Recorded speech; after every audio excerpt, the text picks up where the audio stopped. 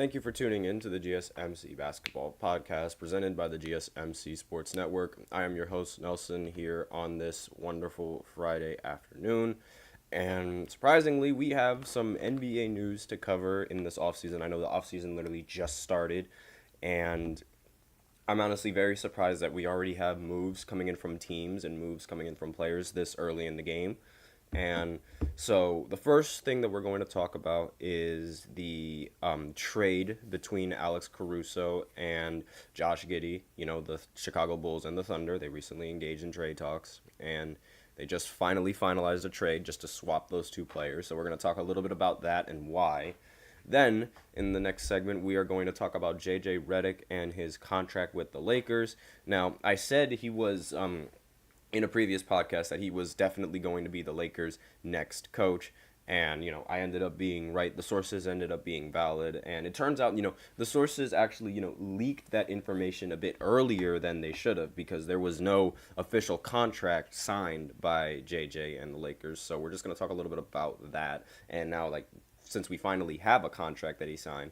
Then, in the third segment, we are going to talk about Malik Monk. He recently re-signed with the Kings. I put him as one of the top players in the free agency market in a previous podcast, and now he's gone.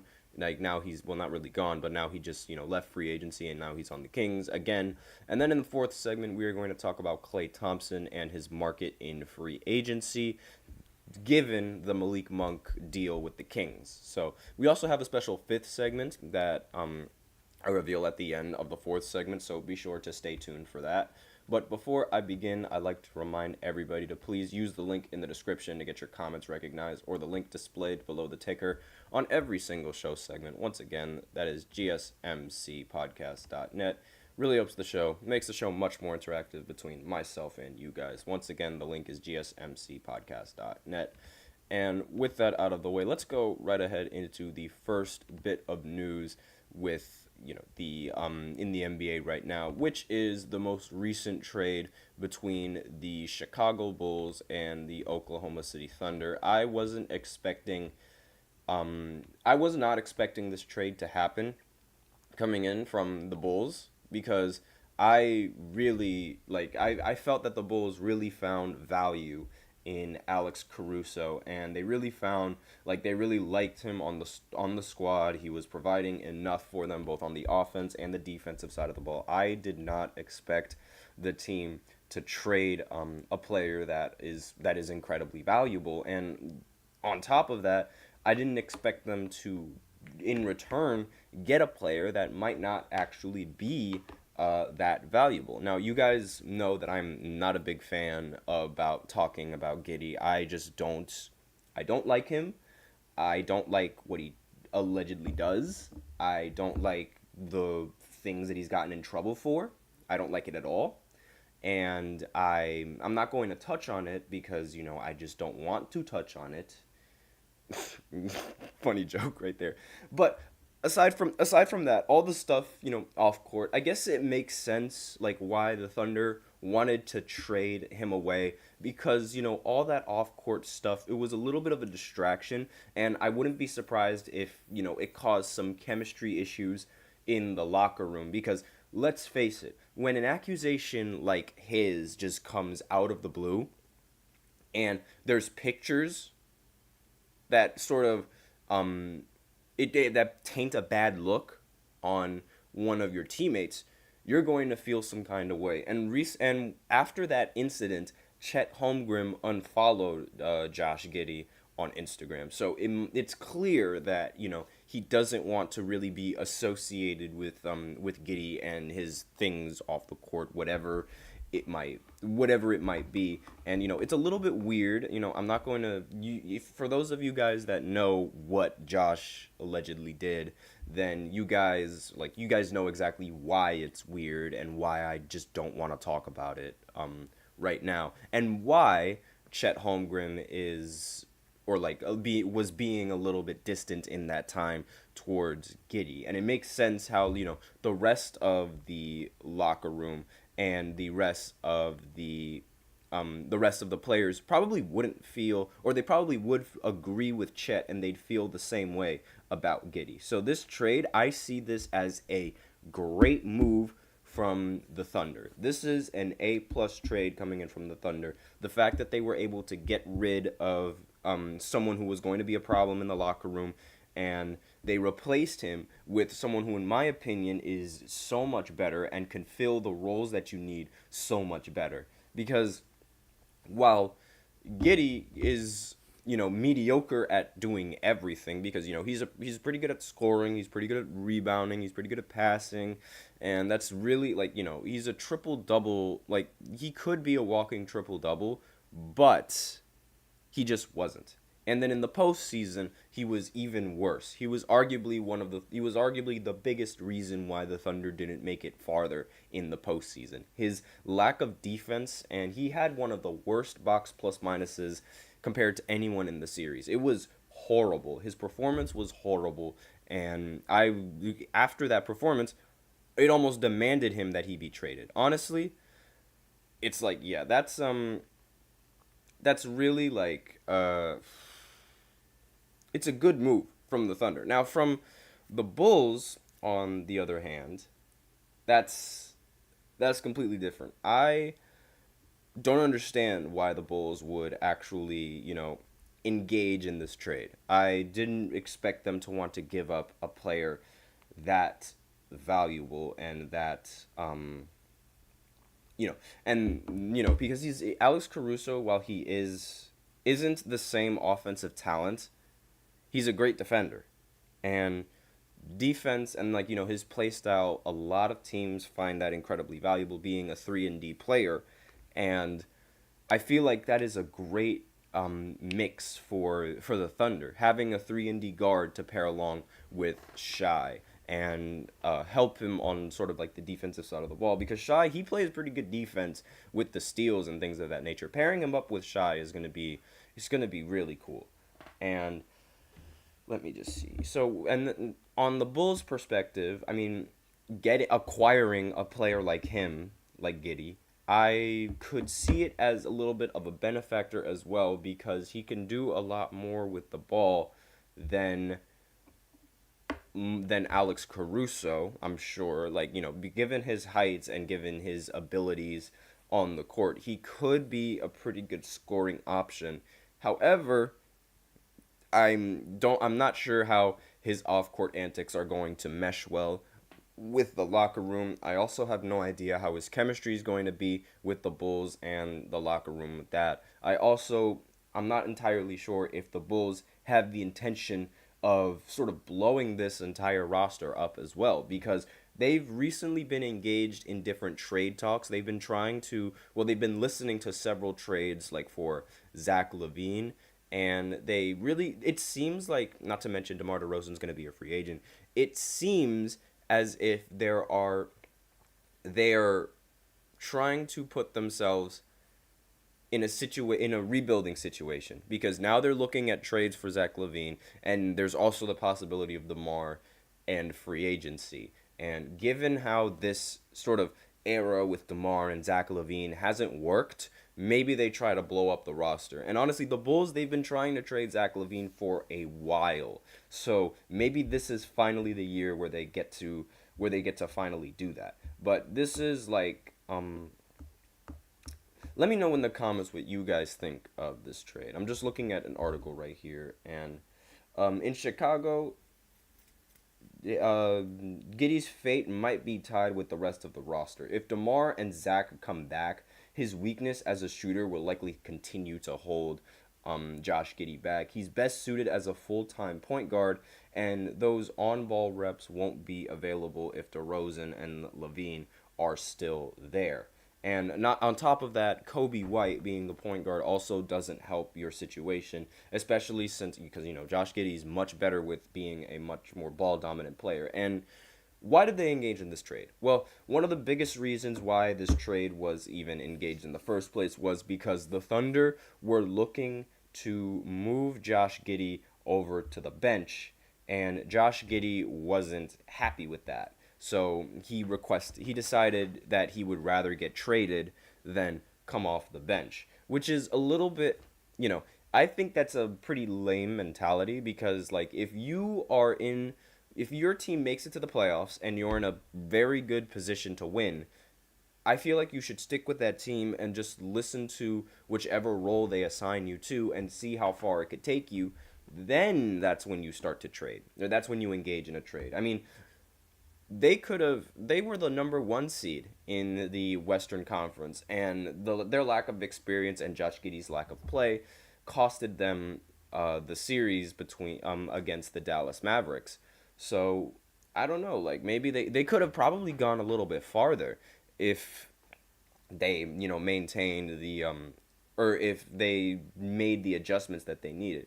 But I mean, getting Alex Caruso is still a really good it's still a really good deal, and you get a player that can play defense, and then you get a player that can score the ball rather efficiently. You don't really need another playmaker like Giddey on your team when you have Jalen Williams and you have Shai Gilgeous-Alexander. So I really think this is a good trade for the Thunder, but I don't think this is a good trade for the Bulls. I'm just not a big fan of the player that they got. That's really like and not to mention the fact that Caruso, he's one of the best defensive perimeter guards that the league has. He didn't win an all NBA defensive team selection this year, but he's really good at defense, and it shouldn't be slept on. So that's all that I have for you in this first segment. So now we will go ahead and move on to the second segment, where I talk about JJ Redick and his official contract with the Lakers, because it's finally revealed how much he's getting paid and for how many years. So I will be right back after this short break. Be sure to stay tuned. I feel like I'm losing my mind. Is everybody in the world blind? Please, Lord, give me a sign, a sign. I feel like I'm losing my mind. Is everybody in the world blind? Please, Lord, give me a sign, a sign. I wanna be the greatest. Everybody on the fake shit. I look around and feel like everybody is the fakest. I make this every day and I'm impatient, hoping one day I blow up from the basement. Statement, the top is so vacant. I don't hear shit that I think is amazing. Waiting for my day when I'm playing sold out shows for 1,000 faces. Hey, give me that crown, get in my way and to be put down. It ain't your place, all this my town. If I want that shit, then I'll get it right now. I'm losing it, the noose it fits, some losing shit, a stupid myth. You choose to live or choose to dip, you choose to fight or lose your grip and lose a gift. Oh, I feel like I'm losing my mind. Is everybody in the world blind? Please, Lord, give me a sign, a sign. I feel like I'm losing my mind. Is everybody in the world blind?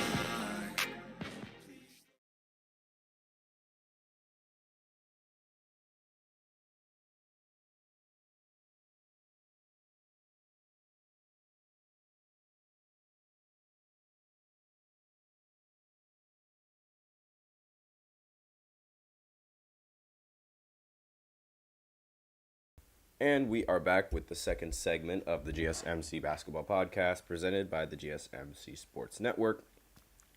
And in this second segment, we are going to talk about JJ Redick and his official contract details.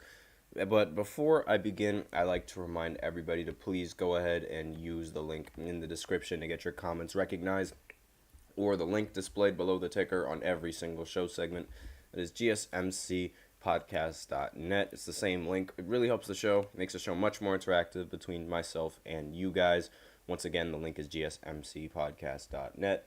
And with that out of the way, let's go right ahead and talk about JJ Redick and his official contract with the Los Angeles Lakers to become their new head coach. Now, a lot more people are a bit upset with this deal than they were in the beginning of the season, which is a little bit hypocritical. Well, not the beginning of the season, but the beginning when these rumors started, which is a little bit hypocritical because when JJ Redick was on the podcast with LeBron talking about basketball, everyone was saying that JJ really knew his stuff.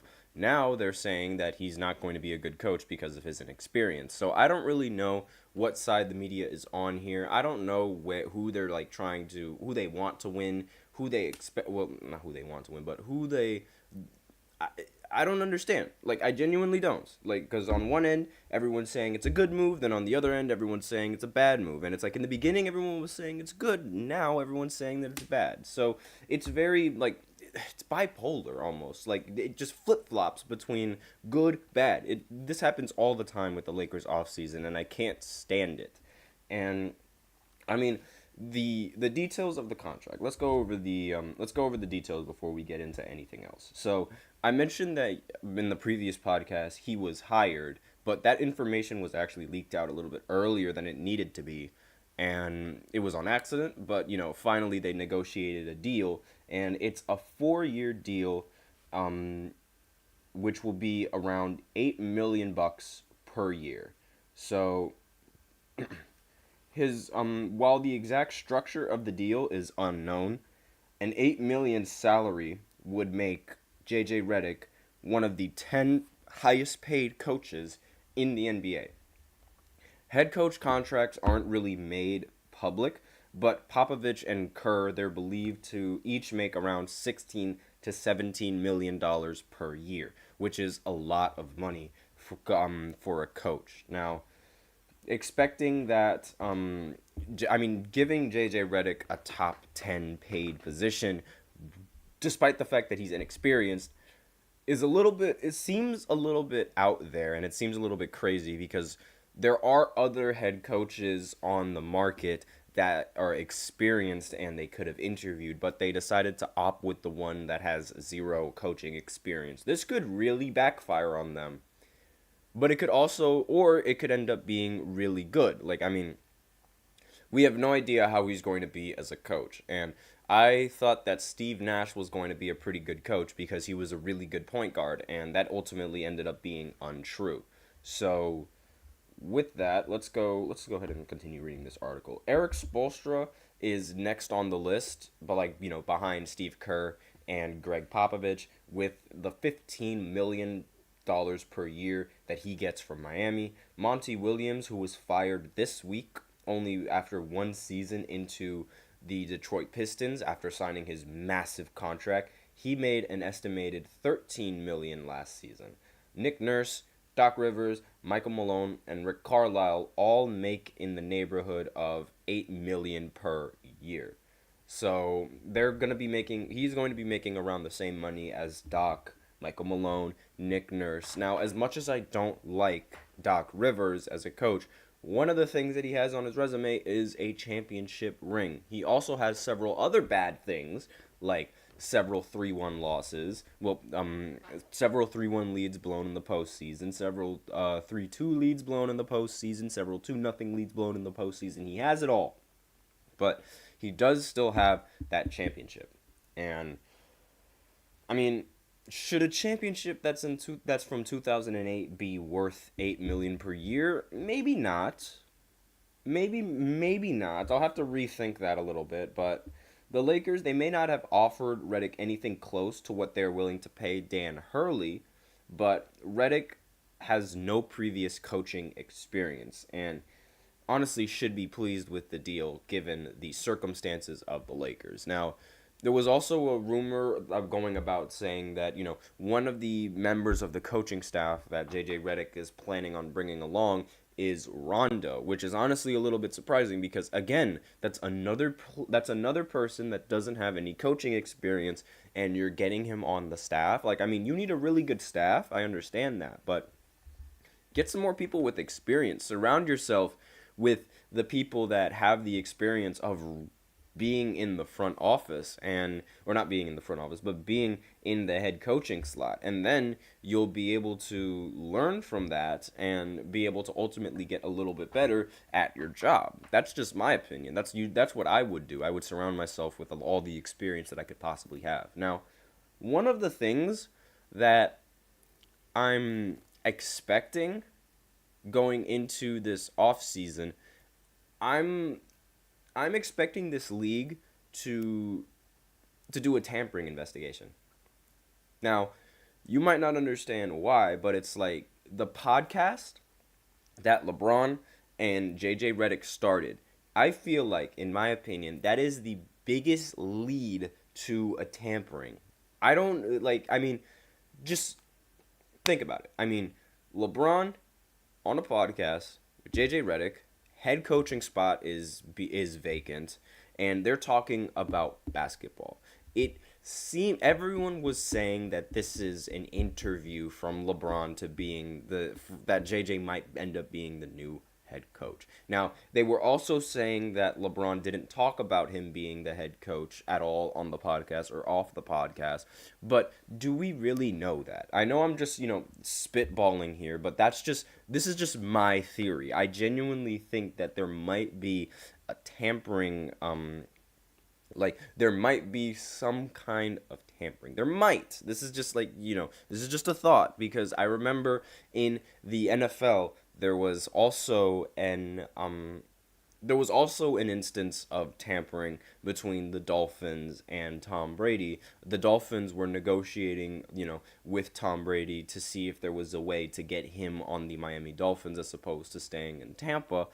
But then the NFL it found out, and they figured them out for tampering, and as punishment, the NFL took away Miami's draft pick. So they just didn't have a pick in the first round of the NFL draft, which is, it sounds bad, but I mean, they are still in a relatively good position in the NBA. I'm not in the NBA, but in the NFL. So you take the good from the bad. The fact that they could have had another player is, it's unfortunate, but at the same time, they still have a really good team, and they still had a pretty good season in the NFL. So the fact that happened, it just has me a little bit concerned over this little instance right here, and how there could possibly be some kind of tampering involved, because I feel like this is just too good of a coincidence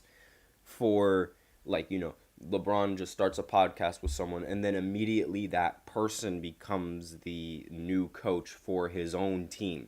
It sounds fishy. Like, when you put it that way, it sounds incredibly fishy. So that might be something that the NBA is going to investigate in the future. Now, I'm not saying that there was any kind of tampering. That is not what I'm saying. I'm just giving a prediction of what could possibly happen, and I'm not saying that it is even going to happen. It's just a thought and a worry in my mind, because if they get found out for tampering, this could probably hurt the Lakers a little bit more than it would help the Lakers, and it's not ideal to put yourself and to dig a deeper hole before the season even starts, which is essentially what the media thinks that they're doing by acquiring JJ Redick in this contract. But we'll just have to see how this goes. Maybe because it's LeBron, there won't even be an investigation about that. Maybe they'll just let it slide. Who knows? Maybe there even isn't anything, and I'm just talking nonsense. But that's just a theory that I have, because, again, I do not know. No one was in the room when it happened, and nobody has that kind of insider information between what LeBron and what JJ does. Nobody. So that with that being said, let me know in the comments what you guys think of this move. Do you guys think it was a good move? Do you think it was a bad move getting JJ? Or would you rather them look for a new, more experienced head coach as opposed to him? But that is all I have for you on the second segment. So now we will go ahead and go into the third segment, where we talk about Malik Monk re-signing with the Sacramento Kings. So I will be right back after the short break. Be sure to stay tuned. Looking for your daily fix of sports talk without having to pay for it? GSMC Sports Network is available on YouTube. Just search GSMC Sports Network. Get your fix of daily sports talk shows on YouTube, absolutely free. NFL, college football, NBA, MLB, MMA, UFC, fantasy football, and so much more.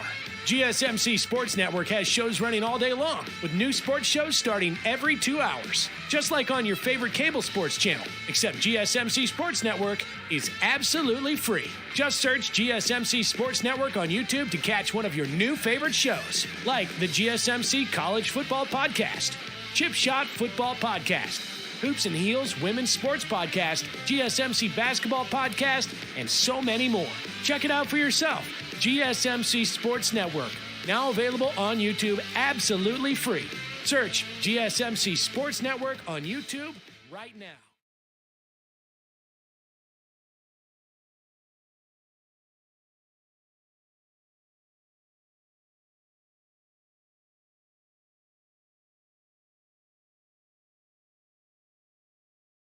And we are back with the third segment of the GSMC Basketball Podcast, presented by the GSMC Sports Network.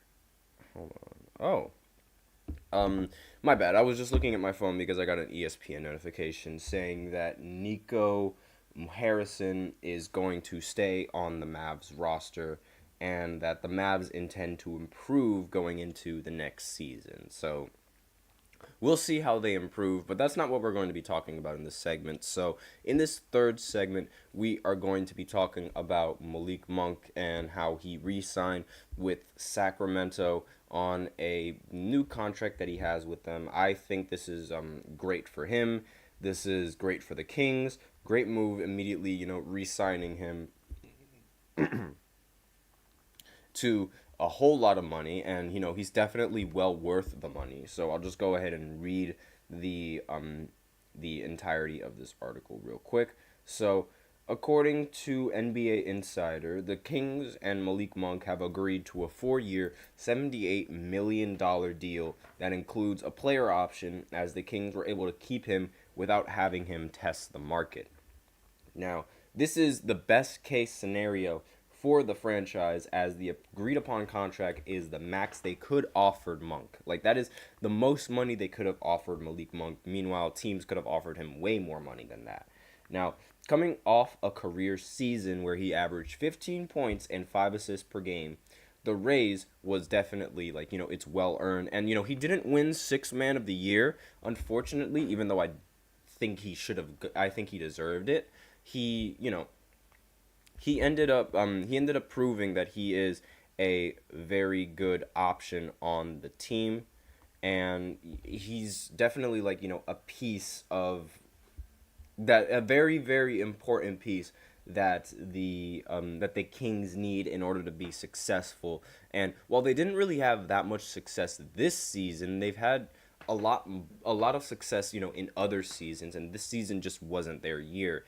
But after losing to after losing to Golden State in the playoffs before, and they did end up beating them, in the play-in when Klay Thompson went 0 for 10. But aside from that, there was really this was sort of a weird year for them, because it's they lost their high seeding literally at the very last second because of how close the Western Conference really was. Now, this move right here is the best case scenario for the franchise, as, they didn't have to worry about him testing the market. And this new rule that the NBA, recently issued is insane. Because I believe, I'm not entirely sure about this, but I know there is a new rule in the NBA, and it seems like this new rule allows teams to be able to engage in contract negotiations way before other teams can engage those players in contract negotiations. So it's they're allowing the teams, for example, they're allowing the Kings to be able to communicate earlier than intended with one of their players about contract negotiations, and therefore, preventing them from being able to test the market. It's a new rule that the NBA introduced, and once the NBA's moratorium ends on July 6th, Malik Monk intends to sign the contract. So there's a period of time where teams aren't allowed to do anything with their players, And, when the free agency market opens, which is on July 6th, that's when the teams, they're allowed to make their contract signings and things of that nature. But with this new rule, now the teams can it seems like these guys can discuss the deals of the contract before they want to sign it.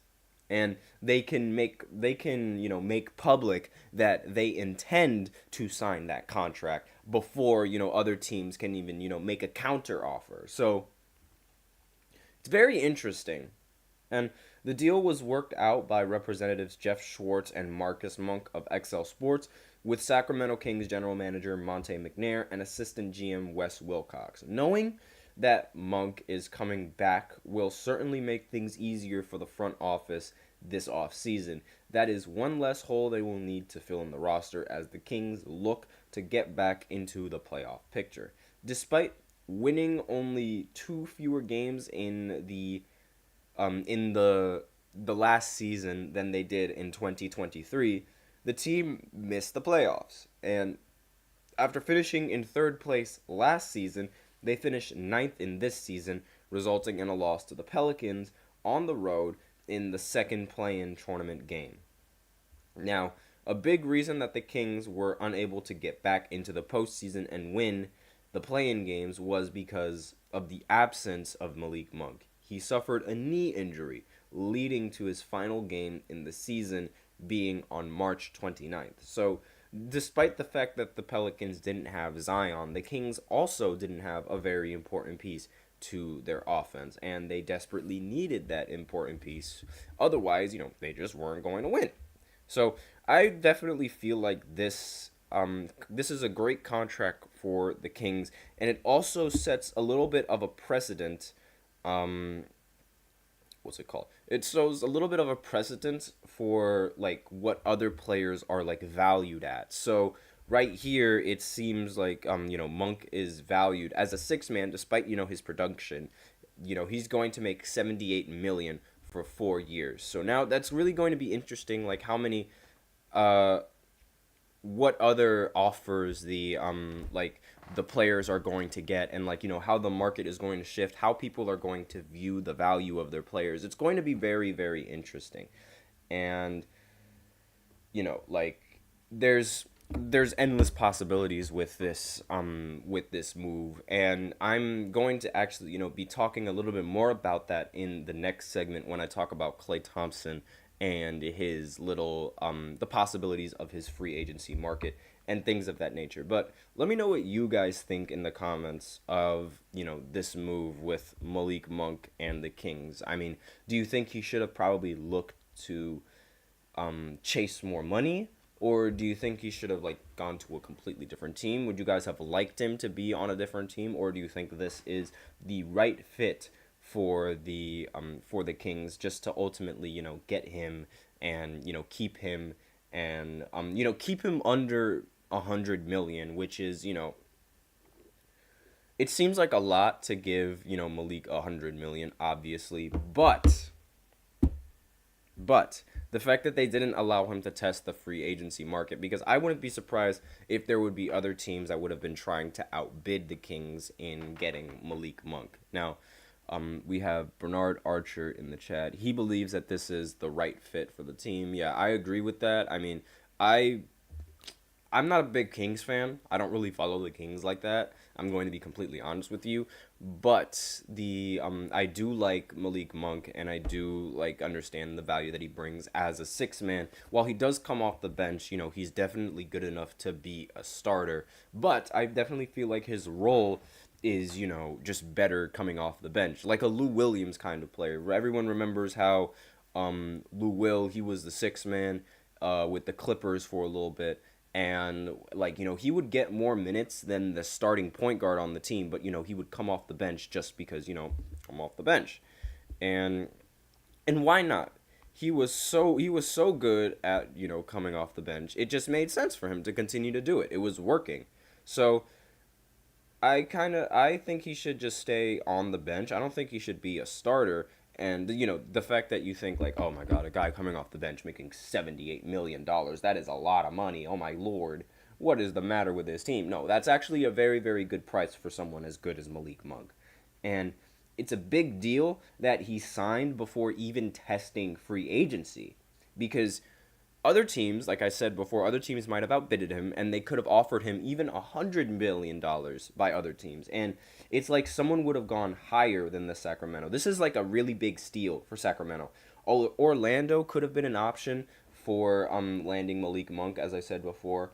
And let me just go ahead and look at the contract breakdown. So he'll make $17 million in his first year, $18 million in his next year, $20 million in the year after that, and then $21 million in his final year, which is the player option. So he was a runner-up to six-man, so I think this is good money for him, and this is a pretty good steal coming in from the Kings, because I wouldn't be surprised if there would have been other bidders trying to get him for more money.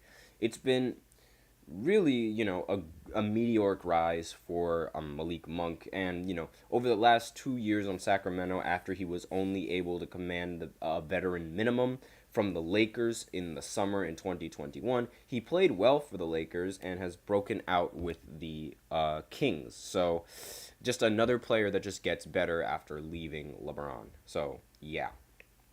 Last season, Monk led all bench players in total points and assists and was one of the only two players in the past 25 years to have 1,000 points and 300 assists as a player coming off the bench, according to ESPN stats, which, again, it makes it even more baffling that he wasn't selected for six-man. But that is all I have for this third segment. So now we will go ahead and go into the fourth segment, where I talk about Klay Thompson and the possibilities he has in the free agency market, given this, contract with the given this recent contract between Malik Monk and the Kings. So I'll be right back explaining how that correlates after the short break.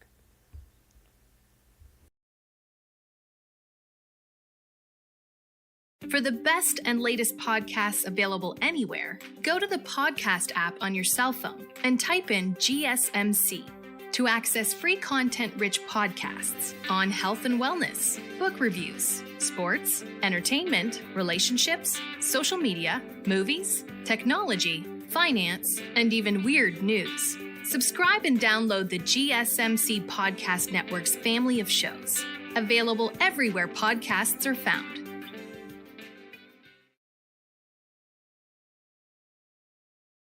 And we are back with the fourth segment of the GSMC Basketball Podcast, presented by the GSMC Sports Network. And in this fourth segment, we are going to be talking a little bit about Klay Thompson and his free agency market, given this recent move by the Kings in acquiring Malik Monk on a very, very, cost-efficient deal, which is honestly a little bit cheaper than what Malik Monk could have been making if he decided to go to another team, but I digress.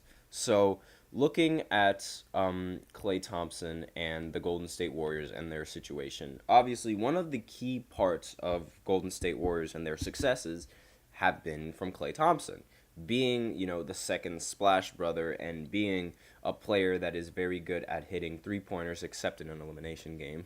Everyone's going to be making that joke in the offseason. But aside from that, he's a really good shooter and he's a phenomenal player. He's not the same defender that he was previously, but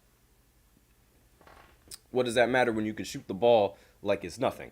And that's what Klay Thompson does, and that's the value that he brings to the team. That's the value that he brings to the Warriors, and all of their championships have been won with him. He's definitely a very, very important piece to the team. And the Warriors, they're expected to make several moves, but I don't think any move that they could make is more important than their decision on whether they should keep Klay Thompson or whether they should just let him walk. Now, the Warrior, he'll become a free agent on June 30th.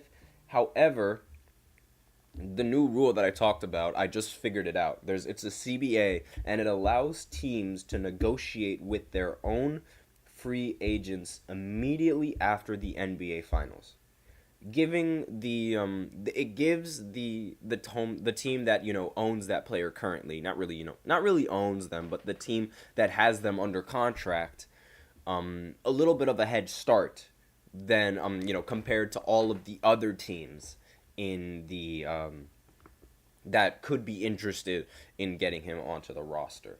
And this also would give the Warriors a head start to potentially re-sign Thompson before letting him explore the open market. Now, the free agency market for Thompson is bound to be interesting because I wouldn't be surprised if there's so many other teams that would be interested in him, like Orlando, the Sixers. Like, those teams are reportedly interested in Klay Thompson, and it's easy to see why. Despite not being the same player that he was, he still put up an impressive season. Now, it's not the same kind of season that we're used to him having, but it's still an impressive season. He averaged 17.9 points, shooting 55% from the field and 38% from 3 on 9 attempts per game. Now, to put it in perspective, which I talked about the Kings deal before, he recently agreed to a 4-year deal with $78 million, averaging 15 points and shooting 52% from the field and 35% from 3. So they offered Monk $78 million, and he was averaging way less efficiency, way less points. Well, not really way less points. He was averaging less points, was less efficient from both the field and less efficient from 3. So, and that's the value that Malik Monk brings to the team, being able to shoot the ball. Same thing with Klay Thompson.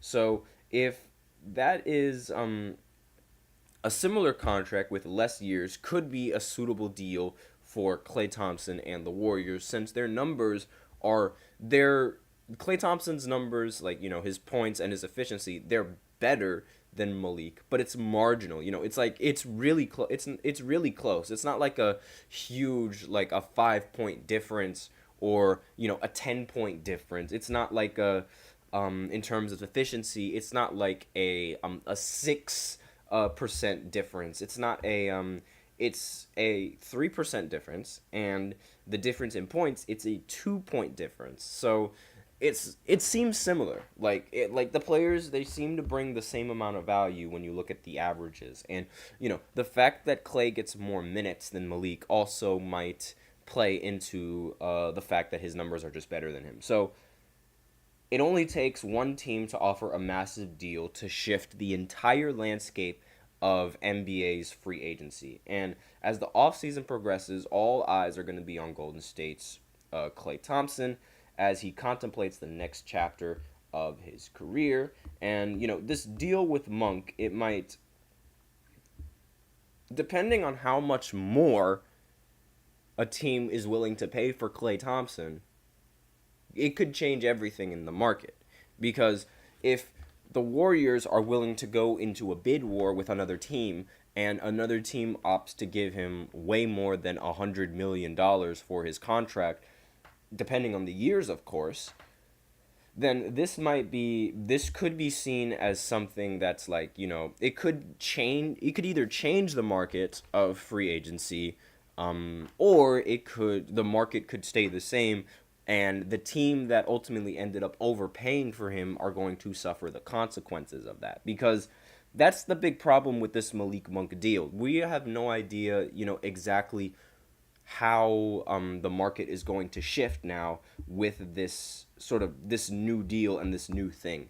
And it's a little bit odd. Like, there's no real way to predict what could happen, because either one of those two possibilities is likely to happen. And it's all going to be dependent on how Klay Thompson plays at the end, but, predetermining it makes it a little bit more difficult. But I genuinely don't think the market is going to change that much if a team offers Klay Thompson way, way more. But then again, these players, and, they're going to feel incredibly, after a player makes a huge contract deal, a lot of them are going to use that to their advantage to see if they can get more money from an organization. Because I'll give you an example. So Klay Thompson, let's say he gets $111 million from the 76ers for however many years. I have no idea how many years it'll be. Just a hypothetical. And everyone sees that. Obviously, everybody is going to see that move. His averages and his efficiency, while they are pretty good, they aren't the same as they are, like, he's not worth that kind of money now, if that makes sense. And all that kind of money, 11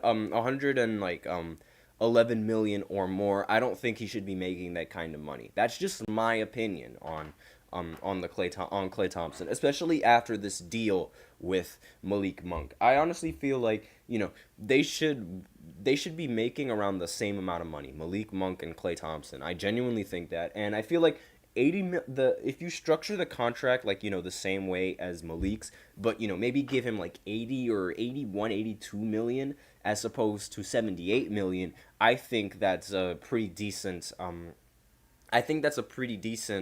contract, because you'd be paying him the same as Monk, except you'd be paying him a little bit more because of what he's done for you as a player for your franchise. And I feel like he deserves the extra dollars for what he's accomplished throughout his career. He's earned that.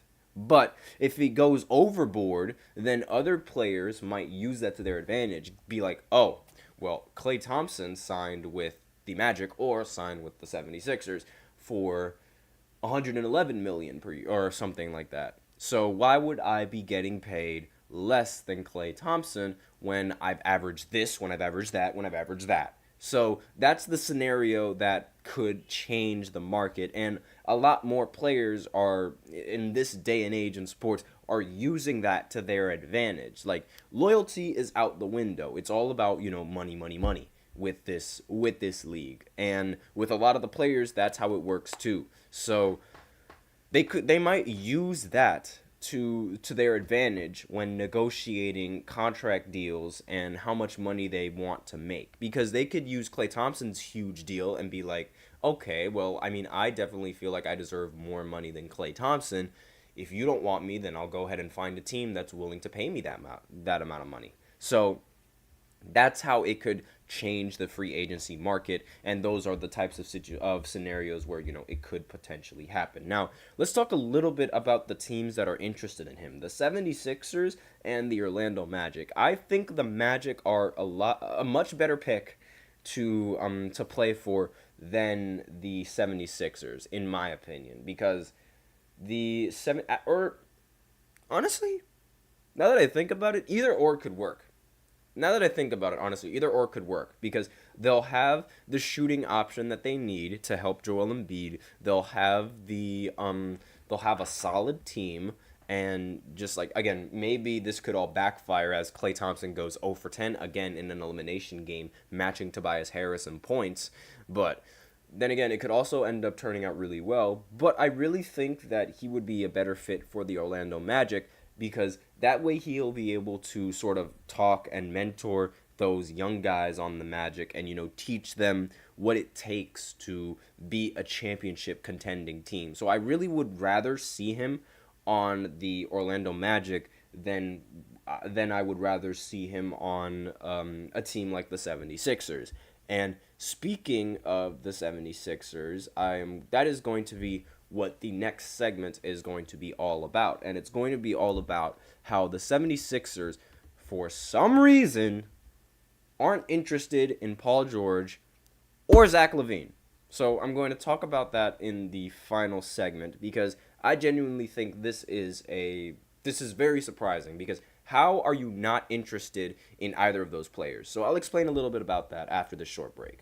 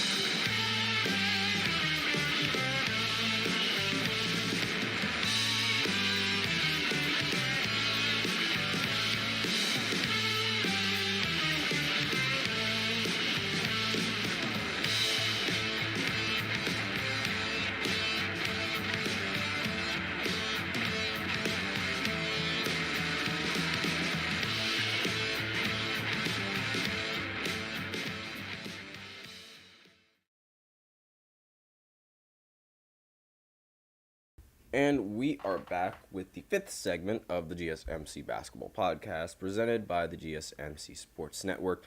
And in this fifth segment, we are going to talk a little bit about Paul George and the free agency and, how the Sixers, well, specifically, we're going to talk a little bit about the Sixers and their opinions on free agency with Paul George. I don't agree with it whatsoever. I actually cannot believe that this is the approach that the Sixers are, taking when going into the free agency market. But this is going to be about Paul George, and it's also going to be about Zach LaVine. Now, according to this report, the 76ers are not targeting Paul George in free agency. And I have to ask, why? Can anyone in the comments answer that question for me? Why are you not trying to acquire somebody as good as Paul George?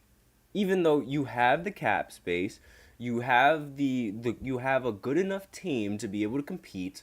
Why are you not trying to acquire somebody like Paul George?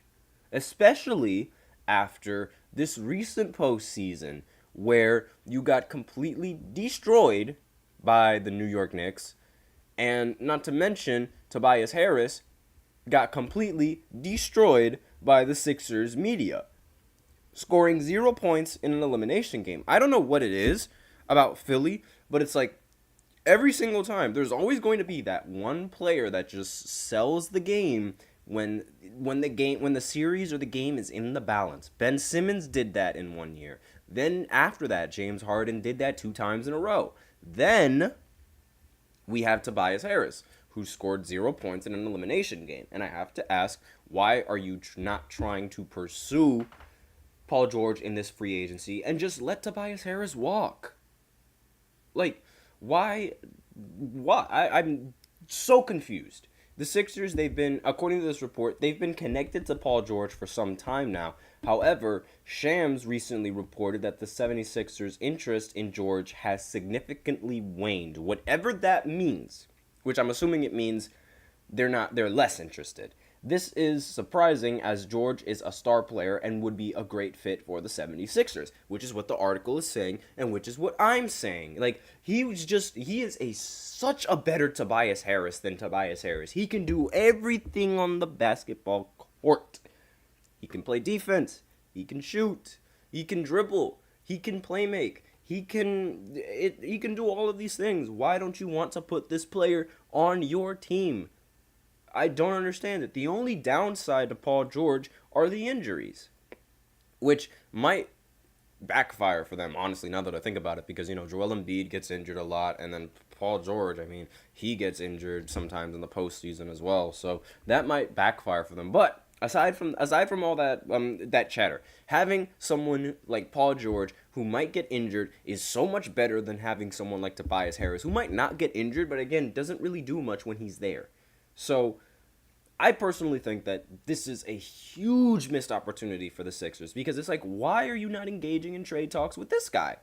Or in signings with this guy, not trade talks. That's my bad.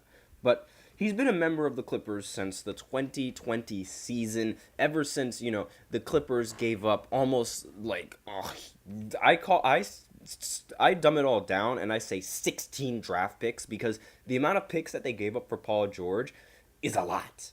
And the fact that they have 0 championship to show for it honestly makes this seem to be one of the worst trades in recent NBA history. Now, the Clippers, they're yet to extend Paul George. He's still a free agent option. Despite having plenty of opportunity and already having Kawhi Leonard, it appears George might be leaving this offseason. Only a select few teams would be able to afford Paul George in this offseason, and the 76ers have been the main team that's been connected to him. But if they go elsewhere, Paul George could be left with a really terrible market. Now, the Sixers, they've been disappointed in the playoffs through the Joel Embiid era. The team has been searching for star teammates to play alongside him, but continues to fail. Ben Simmons, James Harden, Jimmy Butler it really seemed like that fit was going to be fantastic, but it's just like it was just 1 year. And they haven't found a good enough fit for Paul George. Maxey is a rising star, so, that's a good option. But the Sixers, they could have that. They could really use another piece to the offense and even the defense, because Paul George is a fantastic defender. And well, not really, fantastic, but, compared to the average NBA player, he is a very good defender and great defender, honestly. But, again, the Sixers, they could use that piece. 76ers, they have a lot of cap space, and Paul George would be a perfect fit for that. He could play the wing, provide elite scoring, and be a good defender. He can play on, off the ball. Sixers, I don't understand why the Sixers aren't interested in somebody like him. It doesn't make any sense. Can somebody in the comments please explain to me why they aren't pursuing Paul George? Give me one good reason why they don't want to pursue Paul George, please, because I can't think of one. Is there another free agent in the market that's better than Paul George? I didn't see any free agents that were better than Paul George. Other than LeBron, which is literally the only other player that I have over Paul George on my free agency list. You can go ahead and watch that video on the sports channel, on the podcast channel, whichever you want. But I don't know. I'm stunned at this. I'm genuinely stunned at how they just don't want to pursue Paul George. And please, somebody let me know in the comments what you guys think of this move, because I think this is horrible.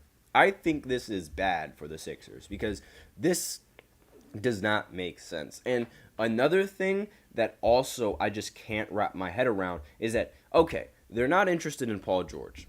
Sure, that's fine. Why are they also not interested in Zach LaVine? There was a report going out. I'm just pulling it up right now. There was a recent report about how I talked about how the Bulls, they were engaged in trade talks between other teams and the potential trading of Zach LaVine.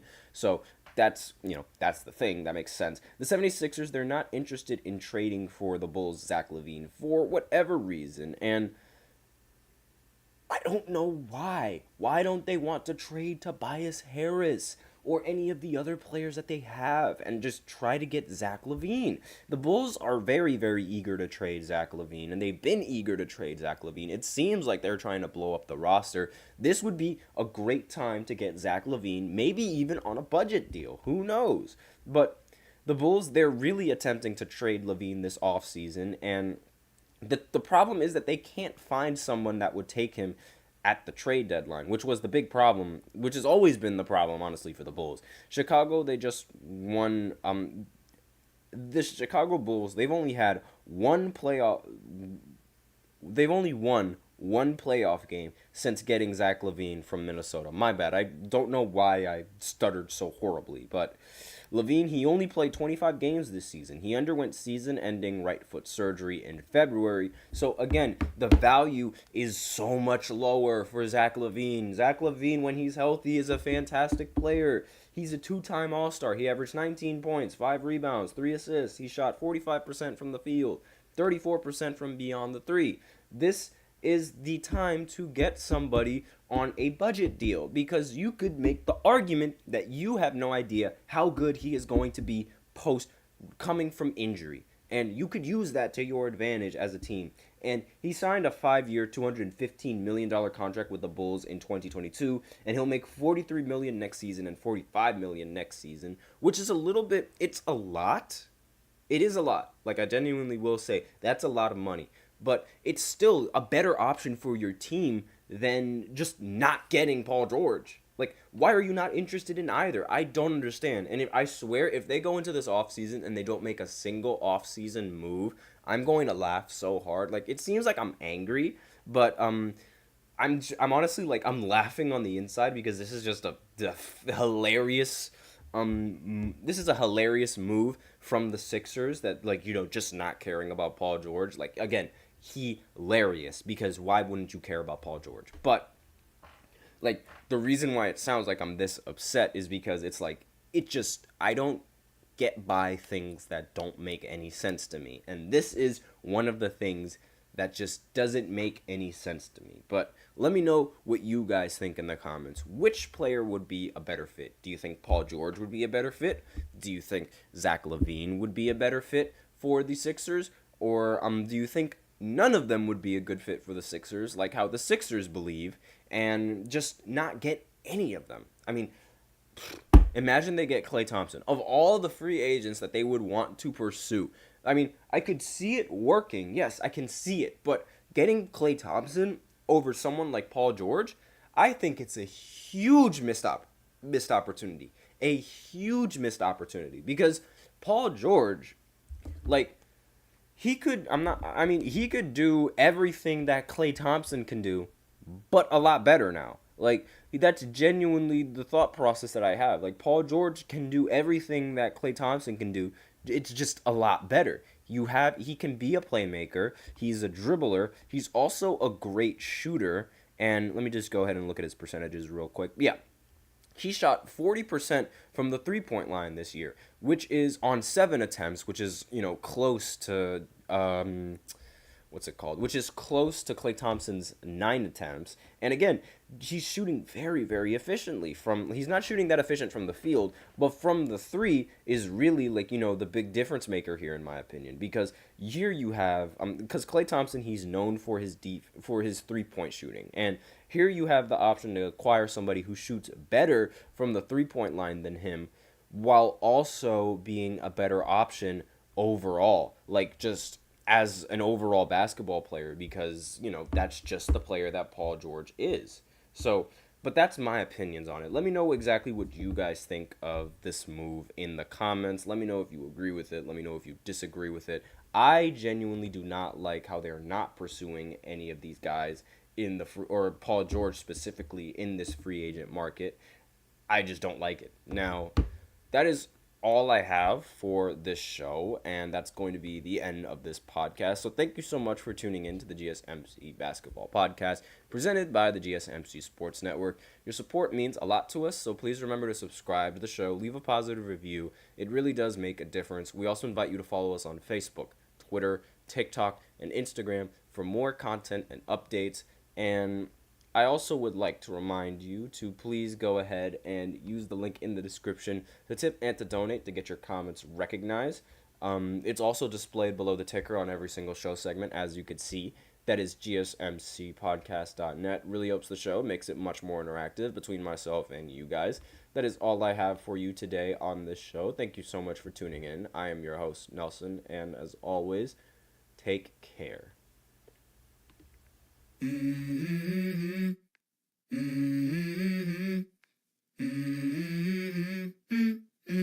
Let's go. I wake up to a little bit of drool on my pillow, feel like it's gonna be a bad day. Yeah, I'm tired of shit, and the coffee ain't hit yet, damn it.